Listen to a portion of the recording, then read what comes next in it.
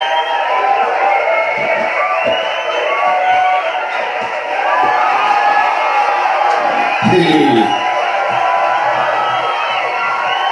Hey, thanks.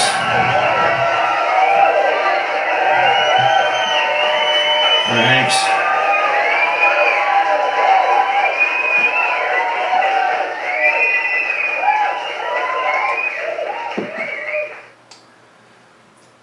Please be seated. Oh, you're already sitting. Never mind. Okay. Actually, there's nobody there. Just sound effects, but you knew that already anyway. But I digress. Okay, so what do I want to talk to you guys about on this fine, warm summer day? So far in our series, we talked a bit about the Illuminati, the world billionaires going on trillionaires. We talked about their access to advanced technologies, stuff that the rest of us will never see for another 50 years or more. And because of that type of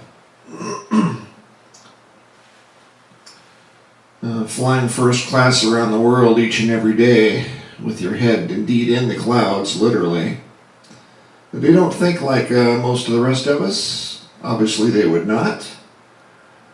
They're not thinking in terms of Joe Schmo living in some city or town trying to eke out a living somewhere. No, they're thinking in terms of, well, we need to, save the planet from all these eaters, from all these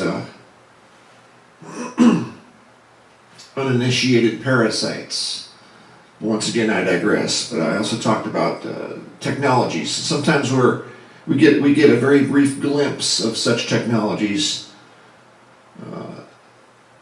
The majority of us, that we can at least get some brief idea or concept of the kind of thing we're talking about. So, after this prolonged setup, which I apologize for, let me take you back to the 1990s. Denver, Colorado, that area of the world. There was a man convicted of murder. He was sentenced to death by lethal injection. This man received, it was like 60 or 80 milliequivalents of potassium, which induced cardiac arrest, and that was his instrument of demise, his sentence of death. The thing about a potassium injection is that the anatomy of the subject is preserved. There's no damage to the anatomy, right? So then the remains were taken by the University of Colorado, who had acquired a part of the Fitzsimmons Army Medical Center building that was in the process of closing. That's why I was there. They were conducting experimentation, I guess you would call medical experimentation, in this area. So what they did with this convict's body is they froze it and then did a series of very thin slices of the entire remains. Each slice was very carefully analyzed for exactly what type of anatomy it contained. You probably have an area of bone, an area of blood vessel, an area of nervous tissue, an area of perhaps muscle tissue, that sort of thing. Each slice was carefully mapped for what it contained, and eventually you could make an entire map of the subject's body. And then you could single out images from that map. You could make an image of the circulatory system, or the nervous system, or the skeletal system. The next goal was to animate the subject.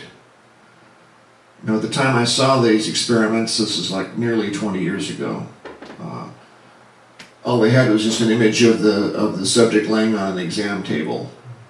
That's all they had. But just imagine what they've accomplished here in near 20 years.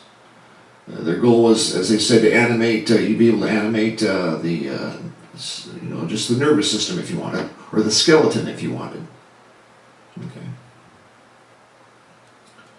So that was the nature of that experiment. We had some other things on display there too, which were very interesting, from which came such inventions as, I guess there's a Da Vinci machine or device that they use in urologic surgeries, where a physician can remotely operate on a patient using these remote controls of this Da Vinci device. And this is just a hint of what can be done. And once again, just imagine how further they've taken all of this in the last near 2 decades. Okay, what's the point of all this? Well, we talked about, as I mentioned at the beginning, technologies. Now, we also know that there are underground military bases, secret bases, though some of us know about them, so I guess they're secret no longer.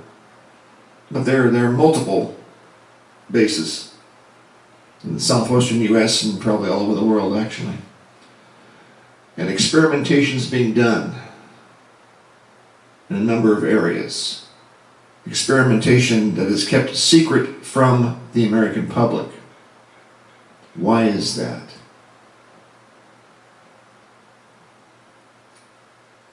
Well, one would just logically guess that they're conducting experiments in various areas they do not want us to know about. Now, we also know that it's the world socialist goal to drastically reduce the population of the planet Earth. So what I would like to see is a bar graph or a pie chart of what percentage of all this experimentation, which goes on even as I speak to you now, even as you listen to this little presentation, this work is ongoing. Now I would like to know just what percentage, what portion of this work is being done to figure out how to starch large percentages of humanity, how to dispose of them without panicking them.